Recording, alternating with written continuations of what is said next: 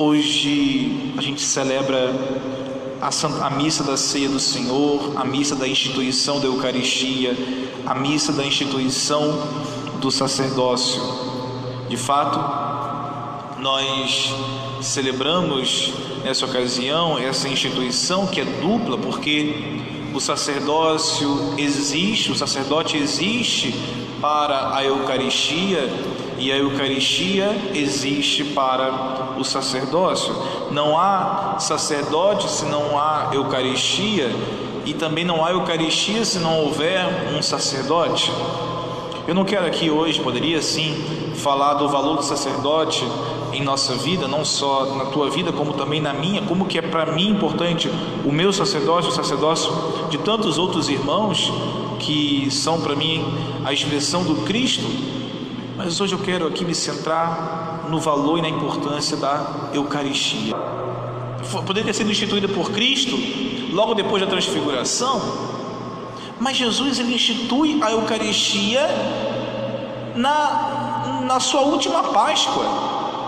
Vejam, Jesus passou 3 Páscoas com os apóstolos, com os discípulos.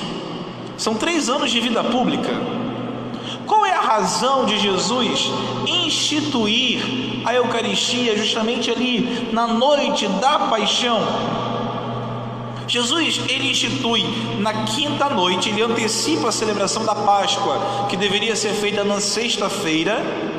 Ele, naquela noite, celebra ali a Páscoa com os judeus, como era costume de ser celebrada, com todas as celebrações e ritos, mas ele coloca dentro do rito da ceia judaica algo que não havia. Na ceia judaica havia o cordeiro, na ceia judaica havia o pão ázimo, que é o pão sem fermento, na ceia judaica havia vinho, havia água, havia todas as refeições próprias. Mas o que não havia era aquilo que Jesus, não havia aquilo que Jesus disse ao entregar o pão para os apóstolos. Jesus, diz a palavra de Deus, tomou o pão em suas mãos, deu graças. Interessante que essa palavra deu graças, como que seria em grego? Eucaristia. Então, o que significa a palavra Eucaristia? Ação de graças. Deu graças, partiu. E o que ele disse sobre aquele pão? Isto é o meu corpo, que será entregue por vós. O que Jesus diz quando ele pega aquele cálice com vinho e distribui aos seus discípulos? Ele diz: tomai todos e bebei, este é o cálice do meu sangue, o sangue da nova e eterna aliança, que será derramado por vós e por todos para a remissão dos pecados. Jesus estava fazendo a Páscoa, que muito provavelmente ele fez no ano anterior e 2 anos antes da sua morte. Mas naquela última ceia, ele, ao celebrar a Páscoa, ele institui um rito novo. Ele institui algo novo, por quê? Porque aquele pão já não é só um pão ázimo, é o corpo de Cristo que será entregue por vós. Aquele vinho não é só um cálice de vinho qualquer, mas é o vinho do sangue da nova aliança. Ou seja, existe naquela ceia pascal, naquela instituição da Eucaristia, uma conexão entre a Eucaristia e a cruz do Senhor. O que nós comungamos quando nós vamos à Santa Missa e recebemos o corpo e sangue de Jesus, não é simplesmente um presente de Deus, que é um presente de Deus, é uma grande dádiva. A gente recebe ali o corpo, o sangue de Cristo imolado na cruz. É por isso que muitas vezes nós, quando vamos nos falar em relação à Eucaristia, falamos do sacrifício da Santa Missa. Por que sacrifício? Porque existe uma conexão entre a instituição da Eucaristia, a morte de Jesus, a ressurreição, a ascensão e Pentecostes. Mas aqui nós estamos centrados em ver o que? A relação mais próxima da Eucaristia com a cruz. Jesus, ele se imola e antes de se imolar, ele já doou o seu corpo, o seu sangue como alimento para os seus apóstolos. Há quem pense que a grande riqueza da igreja está nos seus templos, nos seus objetos valiosos. É um grande engano. Muitos inimigos da igreja acusam a igreja católica como possuidora de muitos bens, mas esse que acusam a igreja católica como possuidores de bens não consegue reconhecer o maior bem que existe na igreja. O maior bem que existe na igreja se chama Eucaristia. Não há nenhum outro patrimônio na igreja que possa chegar próximo do valor da Eucaristia. Por quê? Porque a Eucaristia é a presença real, é a presença verdadeira, é o próprio Cristo que se faz presente no meio de nós. Esse é o maior presente da igreja. Esse é o maior tesouro da igreja. Esse é o maior patrimônio que a igreja possui. Hoje, ao celebrarmos essa Santa Missa e tendo a maior parte dos fiéis fora da igreja, porque estamos de igreja fechada, apenas aqui com aqueles que são necessários para auxiliar na nossa celebração, para ser festiva e solene, nós precisamos reconhecer esse valor, porque uma vez privado da Eucaristia, nós precisamos ter consciência do que estamos privados. Como eu falei aqui naquele canto da igreja, a Eucaristia nos faz igreja, ou que é aquilo que João Paulo II diz, a igreja vive da Eucaristia, ou aquilo que um documento lá do Concílio Vaticano II, década de 60, dizia: a Eucaristia é a fonte e o ápice de toda a vida cristã, toda a vida da igreja. Por que é fonte e ápice? Porque é da Eucaristia que vem toda a espiritualidade da nossa fé, e ela é o ponto máximo, é auge da nossa espiritualidade, é a Eucaristia. Se é assim, precisamos compreender o que significa hoje estarmos privados da Eucaristia. Meus irmãos, a Eucaristia, quando nós a recebemos, nós temos a primeira imediata experiência de sentir o nosso coração unido realmente ao coração de Cristo. Uma coisa interessante é que nós temos a chance de muitas vezes, quando recebemos a Eucaristia, sentir realmente Jesus presente em nós. A Eucaristia, ela é no formato de pão, de alimento, dada a todos nós. E quando nós recebemos, é claro que aquela quantidade de pão não é suficiente para alimentar o corpo humano. Entretanto, aquele alimento sacia uma fome interior, que quem recebe a Eucaristia reconhece. Você que já está aí há 3 ou 4 semanas sem receber a Eucaristia, ou quem sabe até mais, porque já vinha sem receber a Eucaristia, tem consciência da falta que faz a Eucaristia na sua vida. A Eucaristia, ela muito nos ajuda quando estamos em momentos de apuros e dificuldades. Como eu dizia ontem aqui na nossa celebração penitencial, a Eucaristia nos ajuda inclusive a gente vencer alguns pecados, vencer alguns vícios, vencer alguns erros, porque ao receber a Eucaristia nós nos sentimos fortalecidos. A Eucaristia também é chamada de sacramento da unidade. Por quê? Porque nós celebramos a Eucaristia como se fôssemos uma grande família reunida numa grande mesa, como aquele almoço de uma família muito grande, em que todo mundo festeja, todo mundo ajuda com alguma coisa, todo mundo leva alguma coisa, e a gente sente que o nosso coração de família se estreita, nosso coração de família se une. Quando nós celebramos a Eucaristia, mesmo aquela pessoa que eu não conheço, eu naquele momento sinto-me próximo daquela pessoa.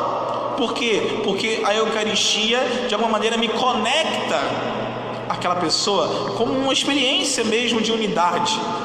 A Eucaristia, ela causa unidade. A palavra comunhão, ela tem esse sentido de somos todos unidos, como aquilo que São Paulo diz na carta aos Coríntios, que nós somos um corpo, tendo Cristo como cabeça, e cada um de nós os seus membros. A Eucaristia tem um valioso poder de nos unir e de romper até mesmo às vezes barreiras de divisões. A Eucaristia, ela também nos eleva até o céu. Sabe por quê? Porque nós, quando recebemos a Eucaristia, experimentamos aquilo que os santos já vivem no céu. Então, se eu tenho ali um pequeno momento em que recebo a Eucaristia, naquele instante em que eu tenho Jesus realmente presente, fisicamente presente dentro de mim, eu estou vivendo a mesma experiência que os anjos e os santos vivem no céu, que é ter Jesus realmente no seu interior. Isso é a experiência do céu. Daí que a igreja chama de Eucaristia de penhor da vida eterna. É aquela garantia que nós temos naquele momento de ir para o céu, de viver o céu. É claro que quem não está devidamente preparado, quem está fora da comunhão com Deus, ou seja, quem está em pecado mortal, não pode ali celebrar a Eucaristia, não pode receber a Eucaristia naquele momento, porque o seu coração, ele antes mesmo ali já está dividido de Cristo. Eu vou falar isso já em poucos instantes. E por fim, a Eucaristia também nesse mesmo sentido de penhor da vida eterna, é chamada pela igreja de viático. O que é viático? É o alimento da via, do caminho. Por exemplo, quando alguém está à beira da morte, muitas vezes recebe a confissão, se for possível, a unção dos enfermos, e se for possível, recebe pela última vez na sua vida a Eucaristia. O que significa ser Eucaristia dada pela última vez na sua vida? É como aquele alimento que alguém que vai fazer uma viagem muito longa coloca na bolsa. Só que aqui a ideia é de peregrino, né, que vai caminhando. Mas até a gente, quando vai viajar de ônibus, a gente também faz isso. Às vezes uma viagem muito longa, coloca alguma coisa na mochila, coloca uma coisa na bolsa, para durante o caminho, se der fome, comer. Então, a Eucaristia, a igreja sempre buscou dar àquela pessoa que está à beira da morte, para servir de alimento, para levá-la até o céu, para que daquele momento até a sua despedida da terra, Deus possa estar com ela e possa levá-la para o céu. A Eucaristia, ela é fundamental na nossa vida. Nós não podemos viver sem a Eucaristia. O problema é que hoje isso nos incomoda. Se a igreja não pode viver sem Eucaristia, se eu não posso viver a Eucaristia, qual é o sentido de hoje eu estar impedido de recebê-la? Qual é o sentido de hoje eu não poder me alimentar desse pão que me dá vida, que alimenta a minha espiritualidade? Qual é o sentido disso? Eu falei agora há pouco aqui que nós não podemos receber a comunhão indignamente. E você que está nos acompanhando desde terça-feira, eu não sei você, mas eu estou incomodado com uma coisa. Porque nos 3 dias, hoje, ontem e antes de ontem, tem uma pessoa na mesa com Jesus que não poderia estar lá, que estava com seu coração dividido, que estava já corrompido, que não estava em comunhão com Deus. Era Judas Iscariotes.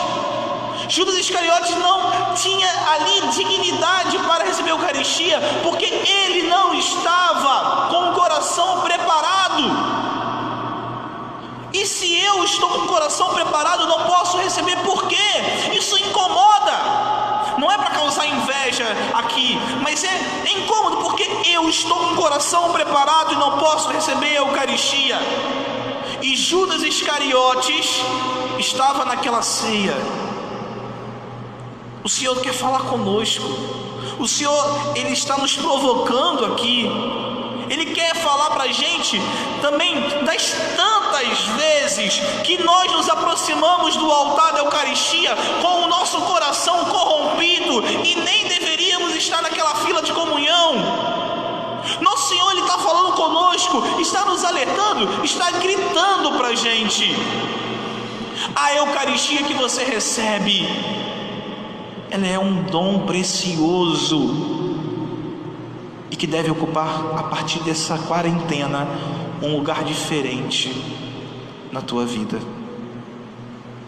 Quando eu fui ordenado padre, a primeira coisa que Deus me fez compreender, isso foi no dia da minha primeira missa, a primeira coisa que Deus me fez compreender é que o meu sacerdócio, ele serviria, claro que o meu sacerdócio nesse sentido não é diferente de nenhum outro padre, mas ele estava falando para mim naquele momento, que o meu sacerdócio, ele serviria para dar de comer às pessoas, e que eu tiraria, era algo que vinha de mim, como aquela imagem, não sei se você conhece, daquele pássaro pelicano, que quando vai alimentar o seu filhote e já não tem mais alimento, ele corta com um bico um pedaço da sua carne da barriga e dá aquela carne para os seus filhotes.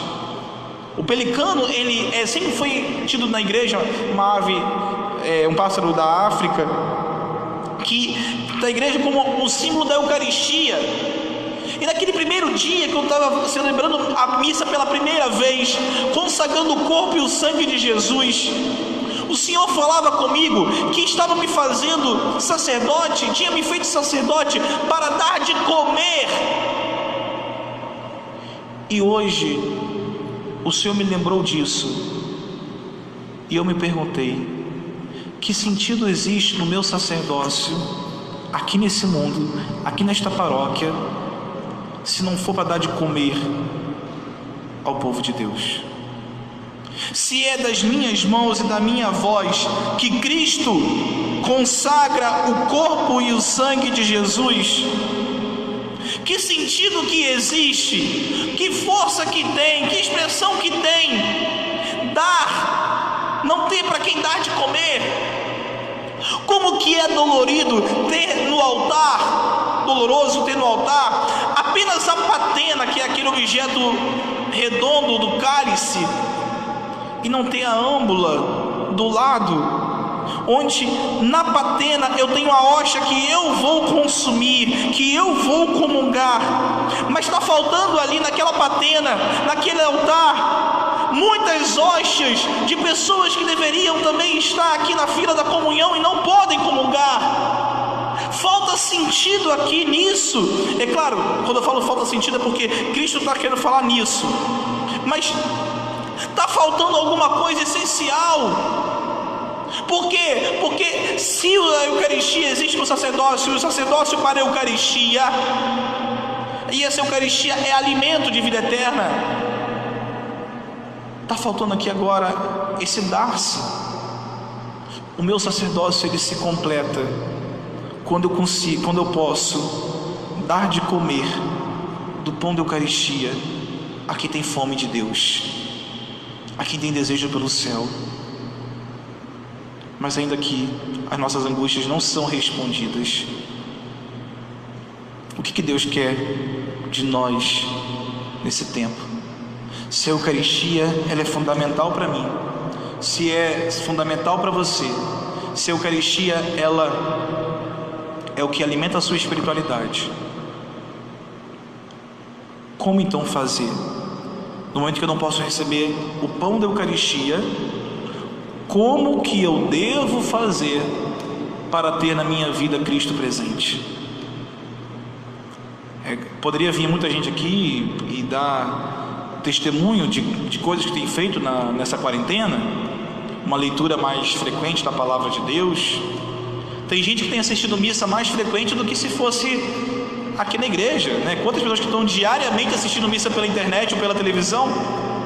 É claro que o certo é quando acabar a quarentena a gente transformar isso, mas lá na frente a gente fala sobre isso aí. Quantos frutos, terços rezados, orações, quantas pessoas que passaram a se reunir na internet para rezar? E eu acho muito legal quando eu recebo uma foto de pessoas que fazem aquele grupo de oração assim pelos aplicativos e rezam juntos. Fantástico. Eu acho que aqui Nosso Senhor está despertando coisas novas, mas nada disso supre a Eucaristia. Assistir a missa pela internet ou pela televisão não te faz receber a Eucaristia fisicamente. Existe a história de um sacerdote que foi feito cardeal lá no Vietnã. O nome dele é Cardeal Van Tuan. Cardeal Van Tuan, ele viveu numa época de perseguição do comunismo, e ao ser feito bispo de uma certa diocese no Vietnã, o Cardeal Van Tuan ele foi preso pelo governo. E não era uma prisão em que ele tinha uma condenação de tantos anos. O Cardeal Van Tuan, ele ficou preso e ia esperar o julgamento lá. Ou seja, se dependesse de quem estava ali naquele governo, ele ia ficar preso a vida inteira. Senão, queriam não sei, de repente matá-lo. Cardeal Van Tuan, ele precisava da Eucaristia. Sacerdote, padre, bispo. Ele não tinha nem a Bíblia. O que o Cardeal Van Tuan fez então? Ele possuía um caderninho e começou a escrever os versículos da Bíblia que ele tinha memorizado, para que aquilo ali fosse a Bíblia dele. Cardeal Van Tuan, ele havia decorado a oração que a igreja faz para consagrar o corpo de Cristo. E naquela situação de prisão, ele conseguiu, com os cristãos, um meio de chegar até ele um pão e um pouquinho de vinho. E o que o Cardeal Van Tuan fazia? Dentro da sua cela, preso, cobria-se com um lençol, uma coberta, colocava um pequeno fragmento de pão. E como que chegava esse fragmento de pão? Isso é interessante. Chegava dentro de potinho de remédio. Dentro de potinho de remédio, chegava para o Cardeal Van Tuan o pão e o vinho, e ele colocava na mão um pedacinho do pão, uma gotinha de vinho, 3 gotinhas de vinho, e naquela mão ele fazia da mão dele o altar dele para ter a Eucaristia. Isso não foi durante 40 dias, isso não foi durante uma quarentena, isso ocorreu por 13 anos. Durante 13 anos, sem ter uma sentença, sem saber o que seria da sua vida, Cardeal Van Tuan buscava cotidianamente, diariamente, apenas com as orações que ele havia memorizado, celebrava a Eucaristia, e a mão dele era a patena, era o cálice. Cardeal Van Tuan também não possuía ali âmbulas para distribuir a comunhão. Ele não possuía sequer paramentos. Ele só possuía a mão dele, hóstia e vinho. Eu te falei que a Eucaristia, ela tem uma conexão com a cruz de Cristo. É interessante que nós, quando recebemos a Eucaristia, a hóstia ela é muito bonitinha, mas nós precisamos entender o que está por detrás daquela hóstia. Antes daquela hóstia chegar bonitinha para a gente, alguma coisa teve que sofrer. Alguém pegou o trigo, fez dele farinha, e dessa farinha amassou com água até que ficasse no ponto e assou no fogo. Na hóstia da Santa Missa, nós encontramos ali um certo sacrifício. Claro que o trigo não sofre, não tem sentimentos, é um ser ali vegetal e por isso não possui dor, não tem dor. Mas há um sacrifício, porque ali tem que amassar o trigo para assar o pão. Antes de amassar o trigo, alguém teve que colher esse trigo, teve que ali debulhar, igual parecido um pouco com milho, né? Teve que fazer todo um sacrifício para retirar aquela flor, aquele cereal. A mesma coisa é o vinho. O vinho, ele não é um líquido pronto. Alguém precisou amassar aquela uva, alguém precisou esmagar aquela uva até sair aquele líquido, e depois esse líquido ser fermentado, e assim serve para ser como vinho. Antes do vinho, da uva ser colocada para ser amassada, ela precisou também ser colhida. Quantos sacrifícios nós encontramos aqui? Quantos sacrifícios? Você que tem ouvido tanto falar de penitência nesta quaresma, eu quero te exortar e animar a ter uma vida eucarística sem receber o pão do céu. Eu quero te animar a ter uma vida eucarística sem poder vir à igreja. Eu te peço encarecidamente, quando você sentir a falta de Cristo no teu coração, porque você não pode, como o cardeal Vantuan, lá, quase que numa prisão domiciliar que nós estamos, né?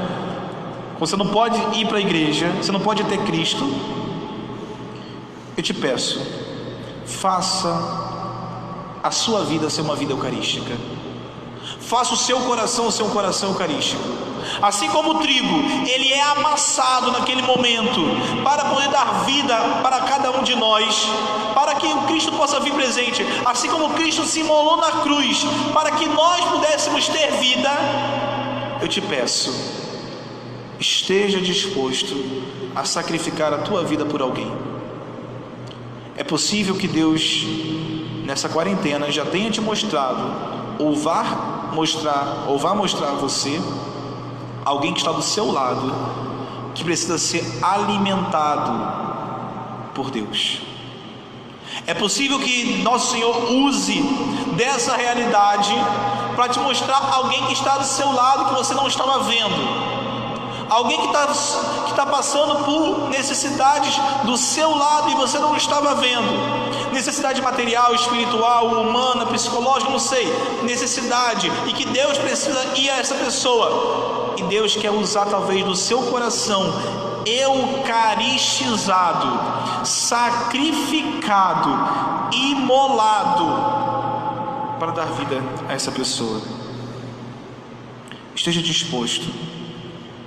Não é fácil viver em quarentena, não é fácil viver longe da Eucaristia, não é fácil viver tanto tempo com a mesma pessoa, no mesmo teto. Isso é exigente, mas o que eu te peço, como a Eucaristia, para existir como alimento doce, como existir como alimento agradável, precisa passar por tanto sacrifício. Eu te exorto e te inspiro: se sacrifique por aquele que Deus te apresentar, ou por aquele que Deus já te apresentou, ou por aquele que Deus está te apresentando agora, que você não tinha nem pensado ainda, e agora está vindo a você. Nós, é certo, não sei quanto tempo que a gente vai viver ainda sem o alimento real da Eucaristia, mas não se sinta de maneira alguma sem o alimento que é Jesus por esse tempo. Eu estou pensando na palavra aqui, a palavra que me vem aqui nem existe, né? Desalimentado, vou usar, né? Vocês vão ver na nossa cabeça aí. Não se sinta desalimentado, não existe essa palavra, né? Não, eu acho que não existe. Não se sinta desalimentado nesse tempo. Nosso Senhor, assim como Ele me ensinou no meu sacerdócio, que meu sacerdócio é para dar de comer, é para dar vida, era para dar alimento verdadeiro a corações que Ele me confiaria. Eu quero te dizer por extensão, Deus agora quer usar a sua vida para dar sentido, para dar saciedade, para dar vida a quem precisa dEle, a quem precisa do Senhor. Que sirva para você. De maneira alguma nós queremos viver desse jeito. De maneira alguma nós pretendemos continuar assim. Mas se assim estamos, que Deus nosso Senhor use da sua vida para alimentar a quem Ele te confiar. Que a Virgem Nossa Mãe, mulher eucarística, que foi o primeiro sacrário da terra, foi a primeira a portar dentro dela o Salvador, nos ajude, nos anime, nos incentive a vivermos de maneira santa esse tríduo pascal.